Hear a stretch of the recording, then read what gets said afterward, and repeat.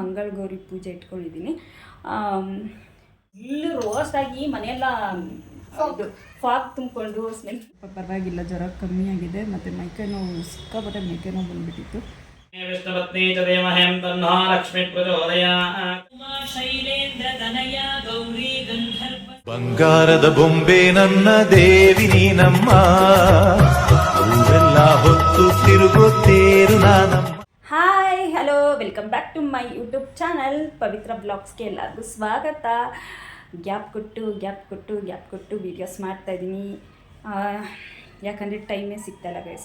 ವರಮಹಾಲಕ್ಷ್ಮಿ ಹಬ್ಬ ಬಂತು, ಹಂಗೆ ಒಂದೇ ಸಾಲಾಗಿ ಹಬ್ಬಗಳು ಬಂತು. ನಮಗೆ ವರಮಹಾಲಕ್ಷ್ಮಿ ಅಂದರೆ ಒಂಥರ ಅಂಗಡಿ ಫುಲ್ ಬ್ಯುಸಿ ಇರುತ್ತೆ. ಬಳೆ ಕಟ್ಟೋದು, ರಾಖಿ ಕಟ್ಟೋದು, ಅದು ಮಾಡೋದು ಇದು ಮಾಡೋದು ಅನ್ನೋದು ಇದ್ದೇ ಇರುತ್ತೆ. ಹಂಗಾಗಿ ನಾನು ವೀಡಿಯೋಸ್ ಮಾಡೋಕ್ಕೆ ಆಗ್ತಾಯಿಲ್ಲ. ಅಂದರೆ ಇವಾಗ ಏನಕ್ಕೆ ವಿಡಿಯೋ ಮಾಡ್ತಾಯಿದ್ದೀನಿ ಅಂದರೆ, ಲಾಗ್ ಮಾಡಿ ತುಂಬ ದಿನ ಆಗಿದೆಯಲ್ಲ, ಏನು ಮಾತಾಡಬೇಕು ಅನ್ನೋದೇ ಗೊತ್ತಾಗಲ್ಲ. ಈ ವಿಡಿಯೋ ಏನಕ್ಕೆ ಮಾಡ್ತಾಯಿದ್ದೀನಿ ಅಂದರೆ, ನಾನು ಮನೇಲಿ ಒಂದು ಪೂಜೆ ಇಟ್ಕೊಂಡಿದ್ದೀನಿ, ಮಂಗಳ ಗೌರಿ ಪೂಜೆ ಇಟ್ಕೊಂಡಿದ್ದೀನಿ. ಅದಕ್ಕೋಸ್ಕರ ಮನೆ ಕ್ಲೀನ್ ಮಾಡ್ಕೊಳ್ಳೋಣ ಅಂತ ವಿಡಿಯೋ ಮಾಡ್ತಾಯಿದ್ದೆ. ನಾನು ಮನೆ ಕ್ಲೀನ್ ಮಾಡೋದು ಮತ್ತು ಅಂಗಡಿಗೆ ಹೋಗಿ ತೊಗೊಂಬರೋದು ಎಲ್ಲ ಪ್ರತಿಯೊಂದು ನಾನೇ ಜವಾಬ್ದಾರಿ ವಹಿಸ್ಕೊಂಡಿದ್ದೀನಿ. ಯಾಕಂದರೆ ನಾನೇ ಪೂಜೆ ಮಾಡಿಸ್ತಿರೋದು, ಹಂಗಾಗಿ ನಾನೇ ಜವಾಬ್ದಾರಿ ವಹಿಸ್ಕೊಂಡಿದ್ದೀನಿ. ಅರಿದು ಮಾತ್ರ ಅಮೌಂಟ್ ಕೊಡೋದಷ್ಟೇ. ಪ್ರತಿಯೊಂದಕ್ಕೂ ನಾನೇ ಹೋಗಿ ನಾನೇ ತೊಗೊಂಬರ್ಬೇಕು. ಶಾಪಿಂಗು, ಬಟ್ಟೆ, ಪೂಜೆ ಸಾಮಾನು ಪ್ರತಿಯೊಂದು ನಾನೇ ತರಬೇಕು. ಹಂಗಾಗಿ ಒಂದು ವ್ಲಾಗ್ ಮಾಡೋಣ ಅಂತ ಮಾಡ್ತಾಯಿದ್ದೀನಿ. ಇವಾಗ ಏನು ಅಂದರೆ, ನಾನು ಇನ್ನೂ ಟೈಮ್ ಇದೆಯಲ್ಲ ಅಂದ್ಕೊಂಡು ಶುಕ್ರವಾರದಿಂದ ಮನೆ ಕ್ಲೀನ್ ಮಾಡ್ಕೊಳ್ಳೋಣ. ಶುಕ್ರವಾರ, ಶನಿವಾರ, ಭಾನುವಾರ, ಸೋಮವಾರ 4 ದಿನ ಆಗುತ್ತೆ. 4 ದಿನಕ್ಕೆ ಇಡೀ ಮನೆಯೆಲ್ಲ ಕ್ಲೀನ್ ಮಾಡ್ಕೊಳ್ಳೋಣ ಅಂತ ಪ್ಲ್ಯಾನ್ ಮಾಡ್ಕೊಂಡಿದ್ದೆ. ಅದರಲ್ಲಿ ಪ್ಲ್ಯಾನ್ ಏನಾಯಿತು ಅಂದರೆ, ಶುಕ್ರವಾರ ಸಂಜೆಯಿಂದ ನನ್ನ ಮಗನಿಗೆ ಜ್ವರ, ವಾಂತಿ, ನೆಗಡಿ, ಕೆಮ್ಮು ಇಷ್ಟು ಆಗಿದೆ. ಶುಕ್ರವಾರ ನೈಟಿಂದನೂ ಅವನಿಗೆ ಸಿರಪ್ ಹಾಕೋದು ಮತ್ತು ಎಲ್ಲ ಮಾಡಿಕೊಂಡು ಮನೆ ಕ್ಲೀನ್ ಮಾಡೋಕ್ಕಾಗಲಿಲ್ಲ. ಇವಾಗ ಟೈಮ್ ಎಷ್ಟು ಗೊತ್ತಾ? ಇವತ್ತು ಶನಿವಾರ ಸಂಜೆ 6 ಗಂಟೆ.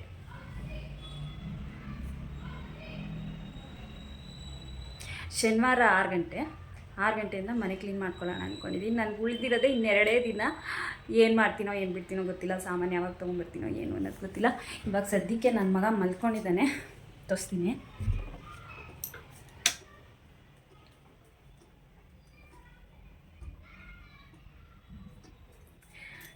ಈಗ ಸದ್ಯಕ್ಕೆ ನನ್ನ ಮಗ ಮಲ್ಕೊಂಡಿದ್ದಾನೆ. ನಾನು ಇವಾಗ ಕೆಲಸ ಸ್ಟಾರ್ಟ್ ಮಾಡ್ಕೊಬೇಕು. ನಾನು ಬಟ್ಟೆ ಒಗ್ದಿದ್ದೀನಿ. ಇಷ್ಟು ಬಟ್ಟೆ 3 ದಿನದಿಂದ ಒಗ್ದಿರೋದು, ಮಡ್ಚಿ ಇಡೋಕ್ಕೆ ಟೈಮ್ ಸಿಕ್ಕಿಲ್ಲ. ಅಷ್ಟು ಬಟ್ಟೆ 3 ದಿನದಿಂದ ಒಗ್ದಿದ್ದೀನಿ. ಪಾಪ ನನ್ನ ವಾಷಿಂಗ್ ಮಿಷಿನ್ ಅದೆಷ್ಟು ಬೈಕೊಂಡಿರ್ತದೋ ನನ್ನ. ಬೆಳಗ್ಗೆ ಸಂಜೆಯಿಂದ ರುಬ್ತಾನೆ ಅವಳೆ ಅಂತ 3 ದಿನದಿಂದ ಬೆಳಗ್ಗೆನೂ ಹೋಗ್ತಾಯಿದ್ದೀನಿ, ಸಂಜೆನೂ ಹೋಗ್ತಾಯಿದ್ದೀನಿ. ಮೇಲೆ ಹಾಕೋದು, ಸ್ವಲ್ಪ ನೀರು ಸೋರ್ಕೊಂಡಿದ್ದಂಗೆ ತಂದು ಒಳಗೆ ಹಾಕೋದು, ಒಣಗಿಸೋದು, ಇದೇ ಆಗೋಯ್ತು. ಬರ್ದ ಕೆಲಸ ಆಯಿತು. ಅರ್ಧನೂ ಇಲ್ಲ, ಒಂದು 10% ಆಯಿತು. 100%ಅಲ್ಲಿ ಇನ್ನು ಅಡುಗೆ ಮನೆಯಲ್ಲಿ ಸ್ವಲ್ಪ ಪಾತ್ರೆಗಳೆಲ್ಲ ಇದ್ದಾವೆ, ಅದನ್ನು ತೊಳ್ಕೊಬೇಕಿತ್ತು. ನೋಡಿದ್ರೆ ನನ್ನ ಮಗನಿಗೆ ಸ್ವಲ್ಪ ಜ್ವರ ಬಂದುಬಿಟ್ಟೈತೆ. ಬೆಳಗ್ಗೆ ಏನೂ ಇರಲಿಲ್ಲ, ಆರಾಮಾಗಿದ್ದ. ನೆನ್ನೆ ಅಂದರೆ ಶುಕ್ರವಾರ ಸ್ವಲ್ಪ ಜಾಸ್ತಿ ಇತ್ತು. ಟಾನಿಕ್ ಎಲ್ಲ ಹಾಕಿದ್ಮೇಲೆ ಕಮ್ಮಿ ಆಯಿತು. ಮತ್ತು ಇವಾಗ ಬಂದೈತೆ. ಸ್ವಲ್ಪ ಮೈ ಬೆಚ್ಚಗೈತೆ ಅಷ್ಟೇ. ಅವ್ನಿಗೆ ಒಂಚೂರು ಜ್ವರ ಬಂದ್ರೂ ಅಮ್ಮ ಅಂತಿರ್ತಾನೆ. ಅವ್ನ ಪಕ್ಕನೇ ಇರಬೇಕು.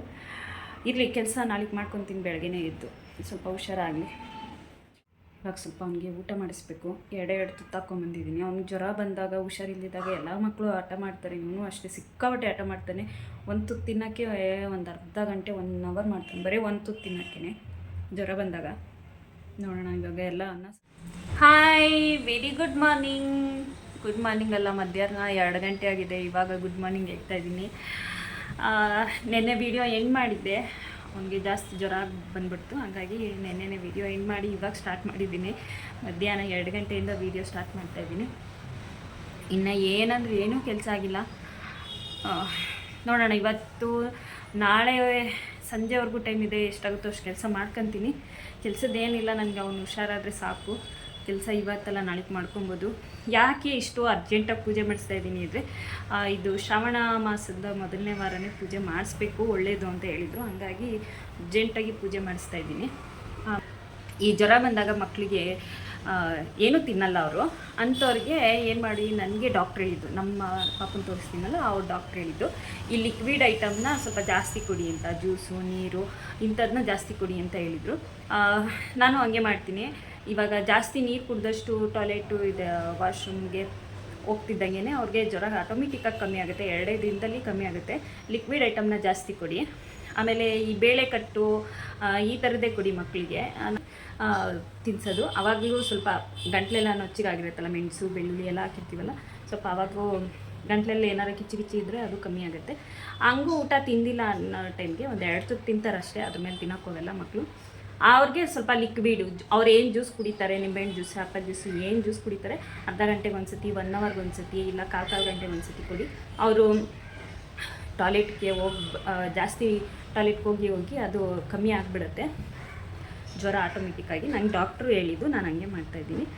ನೀವು ಇದನ್ನ ಮಾಡಿ ಹೆಂಗೆ ರಿಸಲ್ಟ್ ಬಂತು ಅಂತ ನಂಗೆ ಹೇಳಿ. ಇಲ್ಲ ಯಾರು ಮಾಡ್ತಾಯಿದ್ದೀನಿ ಅಂದರೆ ಅವರು ನನಗೆ ಹೇಳಿ. ಇನ್ನು ಬೇಜಾನ್ ಕೆಲಸ ಐತೆ. ಇವಾಗ ಸದ್ಯಕ್ಕೆ ಫಸ್ಟು ಬಟ್ಟೆ ಮಾಡ್ಸ್ಕೊಂಡ್ಬಿಡ್ತೀನಿ.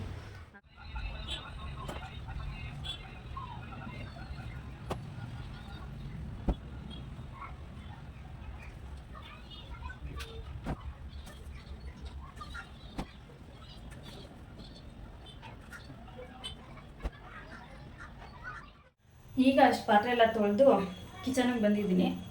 ಬೆಳಕು ಸ್ವಲ್ಪ ಕಮ್ಮಿ. ಈಗ ಪಾತ್ರೆ ಎಲ್ಲ ತೊಳೆದು ಕಿಚನಿಗೆ ಬಂದು ನನ್ನ ಮಗ ಮಲಗಿಸಿದ್ದೆ. 5 ಗಂಟೆಗೆ ಮಲಗ್ದವನು ಇವಾಗ 9 ಕಾಲಾಗಿರ್ಬೇಕು. ಇವಾಗ ಎದ್ದವನೆ. ಅಷ್ಟರೊಳಗೆ ಅರ್ಧ ಕೆಲಸ ಮುಗಿಸ್ಕೊಂಡಿದ್ದೀನಿ. ಏನು ಬಟ್ಟೆ ಎಲ್ಲ ಎದ್ದಿದ್ದಾಗಲೇ ಬಟ್ಟೆ ಮುಚ್ಕೊಂಡೆ, ಪಾತ್ರೆ ತೊಳ್ಕೊಂಡು ಎಲ್ಲ ಏನು ವೇಸ್ಟೇಜ್ ಎಲ್ಲ ಇತ್ತು ಅವೆಲ್ಲ ತೆಗೆದು ಆಚೆಗೆ ಹಾಕಿ, ಎಣ್ಣೆದು ಪಣೆದು ಎಲ್ಲ ಪಾತ್ರೆ ಎಲ್ಲ ತೊಳೆದಿಟ್ಟಿದ್ದೀನಿ. ಬರೀ ಮೇಲ್ಗಡೆ ಒರೆಸ್ಕೊಬೇಕಷ್ಟೆ. ಇವಾಗ ತುಪ್ಪ ಇರಲಿಲ್ಲ ಮನೇಲಿ. ಅಂದರೆ ನಾನು ಕೆನೆ ತೆಗೆದು ತುಪ್ಪ ಮಾಡಿದ್ದೆ, ಸ್ವಲ್ಪ ಇತ್ತು, ಅದು ಖಾಲಿ ಆಯಿತು. ಇನ್ನೊಂದು ಇವತ್ತು ಆಗ್ಬೋದಷ್ಟೇ. ಅದಕ್ಕೆ ನಾನೊಂದು ಅರ್ಧ kg ಬೆಣ್ಣೆ ತರಿಸಿದ್ದೀನಿ. ಅದೊಂದು ತುಪ್ಪ ಮಾಡಬೇಕಿವಾಗ. ಕೊಡು. ನಾನು ಯಾವಾಗಲೂ ತುಪ್ಪ ತರಿಸಲ್ಲ ಅಂಗಡಿಯಿಂದ, ಬೆಣ್ಣೆ ತರಿಸ್ಬಿಡ್ತೀನಿ. ಎಮರ್ಜೆನ್ಸಿ ಅಂತ ಅಂದರೆ ಮಾತ್ರ GRB ತುಪ್ಪ ತರಿಸ್ತೀನಿ. ಅದು 100 ಗ್ರಾಮು ಈ ಥರ ತರಿಸ್ತೀನಿ ಅಷ್ಟೇ, ಜಾಸ್ತಿ ತರ್ಸೋಕ್ಕೋಗಲ್ಲ. ತಂದರೆ ಒಂದು ಟೈಮ್ ತಿಂತೀವಿ, ಇಲ್ಲ ಅಂದರೆ ಮಿಕ್ಕಿದನ್ನೆಲ್ಲ ಅಡುಗೆಗೆ ಯೂಸ್ ಮಾಡಿಬಿಡ್ತೀನಿ. ತುಪ್ಪ ಏನಾದ್ರು ತರಿಸಿದ್ರೆ ನಾನು ಜಾಸ್ತಿ ತರಿಸೋದು ನಂದಿನಿ ಬೆಣ್ಣೆ ತರಿಸ್ತೀನಿ. ಇವಾಗ ಅರ್ಧ kg ತರಿಸಿದ್ದೀನಿ. ಇನ್ನು ಕೆನೆ ಎಲ್ಲ ಕೂಡಿಟ್ಟಿದ್ದೀನಿ, ಅದು ಮಾಡಬೇಕು. ಇವಾಗ ಸದ್ಯಕ್ಕೆ ಅಂದ್ಬಿಟ್ಟು ನಂದಿನಿ ಬೆಣ್ಣೆ ತಂದು ತುಪ್ಪ ಕಾಯಿಸ್ತಾ ಇದ್ದೀನಿ. ತುಪ್ಪದೊಂದು ಸ್ಟೋರಿ ಇದೆ, ಏನು ಗೊತ್ತಾ? ಒಂದು ನಿಮಿಷ. ತುಪ್ಪದೊಂದು ಸ್ಟೋರಿ ಇದೆ ಅಂತ ಹೇಳಿದ್ದಲ್ಲ. ನಾನು ಫಸ್ಟ್ ಟೈಮು ಅವಾಗ ನನ್ನ ಮಗ ತುಪ್ಪ ಜಾಸ್ತಿ ತಿಂತಿದ್ದ. ಹಿಂಗೆ ತುಪ್ಪ ಒಂದ್ಸತಿ ಖಾಲಿ ಆಗಿಬಿಟ್ಟಿತ್ತು. ಯಾರನ್ನೇ ಕೇಳಿದ್ರು ಇನ್ನೂ ತುಪ್ಪ ಮಾಡಿಲ್ಲ ಅನ್ನೋರು. ಅವ್ನು ತುಪ್ಪ ಇಲ್ಲದೆ ಊಟ ಮಾಡ್ತಿರ್ಲಿಲ್ಲ. ಅವಾಗ ನಾನೇನು ಮಾಡಿದ್ದೆ, ಹಿಂಗೆ ಕೇಳಿಕೊಂಡು ಯೂಟ್ಯೂಬಲ್ಲಿ ನೋಡಿಕೊಂಡು ಒಂದ್ಸತಿ ಅರ್ಧ kg ಏನೋ ಬೆಣ್ಣೆ ತರಿಸಿದ್ದೆ. ಬೆಣ್ಣೆ ತರಿಸಿ ಕೇಳಿಕೊಂಡು ಯೂಟ್ಯೂಬಲ್ಲೆಲ್ಲ ನೋಡಿಕೊಂಡು ಒಂದ್ಸತಿ ಟ್ರೈ ಮಾಡಿದೆ. ಅದು ಫುಲ್ಲು ರೋಸ್ಟ್ ಆಗಿ ಬ್ಲ್ಯಾಕ್ ಆಗಿಬಿಟ್ಟಿತ್ತು ತುಪ್ಪ. ಆವತ್ತಿಂದ ಹೆದರ್ಕೊಂಡು ಮಾಡ್ತಿರ್ಲಿಲ್ಲ ನಾನು ತುಪ್ಪನ. ಆಮೇಲೆ ಒಂದ್ಸತಿ ಮತ್ತೆ ಅದೇ ಸಿಚುವೇಶನ್ ಆಯಿತು. ತುಪ್ಪ ಸಿಗಲಿಲ್ಲ. ಪಾಪ ನನ್ನ ಮಗ ಖಾರ ಆಗಿ ಊಟ ತಿಂತಿರ್ಲಿಲ್ಲ. ಆವಾಗ ಇನ್ನೊಂದು ನಾನೇ ಟ್ರೈ ಮಾಡೋಣ ಈ ಸತಿ ಅಂದ್ಬಿಟ್ಟು ನಿಧಾನವಾಗಿ ಯೂಟ್ಯೂಬಲ್ಲಿ ನೋಡಿಕೊಂಡು ಅವ್ರು ಹೆಂಗೆ ಮಾಡ್ತಾರೋ ಹಂಗೆ ಮಾಡಿದೆ. ಚೆನ್ನಾಗಿ ಬಂತು. ಆವಾಗಿಂದ ಇದು ಸೇರಿ ಒಂದು 5 ಸತಿನೋ 6 ಸತಿನೋ ತುಪ್ಪ ಮಾಡ್ತಾಯಿದ್ದೀನಿ. ಸಖತ್ತಾಗಿ ಮಾಡ್ತಾಯಿದ್ದೀನಿ. ನನಗೆ ಖುಷಿ, ಇಷ್ಟು ಚೆನ್ನಾಗಿ ತುಪ್ಪ ಮಾಡ್ತಾಯಿದ್ದೀನಿ ಅಂತ. ಚೆನ್ನಾಗಿ ತುಪ್ಪ ಮಾಡ್ತಾಯಿದ್ದೀನಿ. ನಿಮಗೆ ಏನಾದರೂ ನಾನು ಮಾಡೋ ತುಪ್ಪ ರೆಸಿಪಿ ಏನಾದ್ರು ಬೇಕು ಅಂದರೆ ಕಮೆಂಟ್ ಬಾಕ್ಸಲ್ಲಿ ಕಮೆಂಟ್ ಮಾಡಿ. ನಾನು ಯಾವ ಥರ ತುಪ್ಪ ಮಾಡ್ತೀನಿ ಅಂತ ನಾನು ನಿಮಗೆ ತೋರಿಸ್ತೀನಿ. ಓಕೆ, ಇದು ನನ್ನ ತುಪ್ಪದ ಸ್ಟೋರಿ. ನನ್ನಲ್ಲ, ನಾನು ಮಾಡಿದ ತುಪ್ಪದ ಸ್ಟೋರಿ. ಫುಲ್ಲು ರೋಸ್ಟಾಗಿ ಮನೆಯೆಲ್ಲ ಇದು ಫಾಗ್ ತುಂಬಿಕೊಂಡು ಸ್ಮೆಲ್ ಬಂದ್ಬಿಟ್ಟು ಆ ಪಾತ್ರೆ ತೊಳೆಯೋಕ್ಕೆ ಒಂದು 4 ದಿನ ತೊಗೊಂಡಿದ್ದೀನಿ. ಅಷ್ಟು ಇದಾಗ್ಬಿಟ್ಟಿತ್ತು, ಏನೋ ಸೀದೋಗ್ಬಿಟ್ಟಿತ್ತು.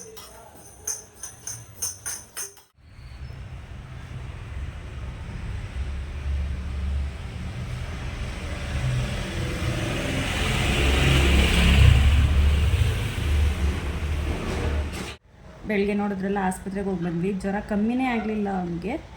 2 ದಿನ ಆಗಿಬಿಟ್ಟಿತ್ತು, ಜ್ವರ ಕಮ್ಮಿ ಆಗಿರಲಿಲ್ಲ. ಹಂಗಾಗಿ ನನಗೂ ಬೇರೆ ರಾತ್ರಿಯಿಂದನೇ ಮತ್ತೆ ಜ್ವರ ಬಂದುಬಿಡ್ತು.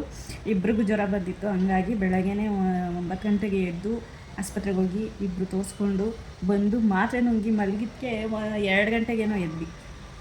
12:15ಗೇನೋ ಬಂದಿದ್ದಕ್ಕೆ ಬಂದು ಮಾತ್ರೆ ನುಂಗಿ ಮಲ್ಕೊಂಡಿದ್ದಷ್ಟೇ. 12:30 12:45 ಮಲ್ಕೊಂಡಿದ್ದಕ್ಕೆ 2 ಗಂಟೆಗೆ ಎದ್ದು ಸ್ವಲ್ಪ ಅನ್ನ ರಸಮ್ ಮಾಡಿದ್ದೀನಿ. ಇನ್ನೂ ನನ್ನ ಮಗ ಎದ್ದಿಲ್ಲ. ಇವಾಗ ಸ್ವಲ್ಪ ಪರವಾಗಿಲ್ಲ, ಜ್ವರ ಕಮ್ಮಿ ಆಗಿದೆ. ಮತ್ತು ಮೈಕೈ ನೋವು, ಸಿಕ್ಕಾಪಟ್ಟೆ ಮೈಕೈ ನೋವು ಬಂದುಬಿಟ್ಟಿತ್ತು. ಅದೇ ಅವನು ನೋಡಿಕೊಂಡು ಮನೆ ಕೆಲಸ ಮಾಡಿಕೊಂಡು ಅಲ್ಲಿ ಇಲ್ಲಿ ಓಡಾಡೋದ್ರಿಂದ ಸ್ವಲ್ಪ ರಿಸ್ಕ್ ಆಗೋಯಿತು ನನಗೂ. ಒಬ್ರಿಗೆ ಒಂದು ಸತಿ ಜ್ವರ ಬಂದರೆ ಎಲ್ಲರಿಗೂ ಇಡೀ ಮನೆಯವ್ರಿಗೆಲ್ಲರೂ ಬರುತ್ತಲ್ಲ, ಹಂಗೆ ಅವನಿಗೆ ಜ್ವರ ಬರ್ತಂದರೆ ಪಕ್ಕ ನನಗೂ ಜ್ವರ ಬಂದಿರುತ್ತೆ. ಇವಾಗ ಅವನಿನ್ನ ಮಲ್ಕೊಂಡಿದ್ದಾನೆ, ಎದ್ದಿಲ್ಲ. ಅವ್ನು ಎದ್ದ ಮೇಲೆ ಸ್ವಲ್ಪ ಊಟ ತಿನ್ನಿಸಿ ಅದೇ ಲಿಸ್ಟ್ ಕೊಟ್ಟು ಕಳಿಸಿದ್ದಾರೆ, ಅವನ್ನೆಲ್ಲ ಹೋಗಿ ತೊಗೊಂಬರ್ಬೇಕು ಅಷ್ಟೇ ಗಾಯ್ಸ್. विष्णुपत्नी च देवहं तन्नो लक्ष्मी प्रचोदयात्। या देवी सर्वभूतेषु महादीपलक्ष्मीदेवी रूपेण संस्थिता। नमस्तस्यै नमस्तस्यै नमस्तस्यै नमो नमः। दीपलक्ष्मी देवता ज्योतिलक्ष्मी देवता अनुग्रह आशीर्वाद सिद्धि पूर्वकेन ओं भूर्भुवस्सुवः। सर्वमंगलमंगल्ये शिवे सर्वार्थसाधके शरण्ये त्र्यंबके देवी नारायणे नमोस्तुते। दीपलक्ष्मी आशीर्वाद सिद्धि पूर्वकेन ओं भूर्भुवस्सुवः। ನಾವು ಪೂಜೆ ಇಟ್ಕೊಂಡಿದ್ದು ಮಂಗಳವಾರ, ಭಾನುವಾರ ಸೋಮವಾರ 2 ದಿನ ರಾತ್ರಿನೂ ನಾನು ನಿದ್ದೆ ಮಾಡಿಲ್ಲ. 2 ದಿನ ನಿದ್ದೆ ಮಾಡದೆ ಎಲ್ಲ ಕೆಲಸ ಮಾಡಿ ಐಟಮ್ ಎಲ್ಲ ತಂದು ಎಲ್ಲ ನೀಟಾಗಿ ಜೋಡಿಸ್ಕೊಂಡು ಪೂಜೆಗೆ ಸ್ಟಾರ್ಟ್ ಮಾಡಿದ್ವಿ. ಸೋಮವಾರ ಮಧ್ಯಾಹ್ನನೇ ನನಗೂ ಜ್ವರ ಬಂದುಬಿಡ್ತು, ನನ್ನ ಮಗನಿಂದ ನನಗೂ ಜ್ವರ ಬಂತು. ಅದು ಅಲ್ಲದೆ ನಿದ್ದೆ ಬೇರೆ ಗೆಟ್ಟಿದ್ದಕ್ಕೆ ಇದ್ದಿದ್ದು ಒಂಥರ ಫುಲ್ಲು ಸುಸ್ತಾಗ್ಬಿಟ್ಟಿತ್ತು, ಬಾಡಿನೇ ಸುಸ್ತಾಗಿತ್ತು. ಯಾರು ಮೇಲೆ ಎತ್ತಿದ್ರೆ ಸಾಕು ಅನ್ನೋಷ್ಟು ಸುಸ್ತಾಗ್ಬಿಟ್ಟಿದ್ದೆ ನಾನಂತೂ.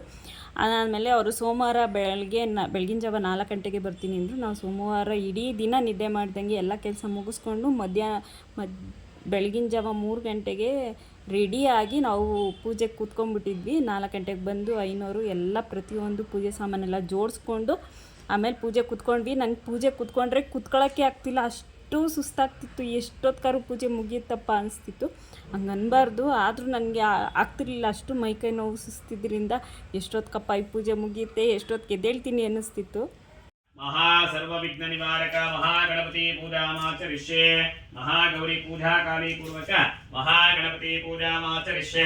हरः ओं गं गणानान्त्वा गणपते गं भवामहे कविं कवीनापवच्चवच्चमं देतराजं ब्रह्मणः ब्रह्मणस्पदः आने शृण्वन्नोतरस्ये दशायं एकदन्ताय विद्महे वक्रतुण्डाय धीमहि तन्नो दन्ति प्रचोदयात्।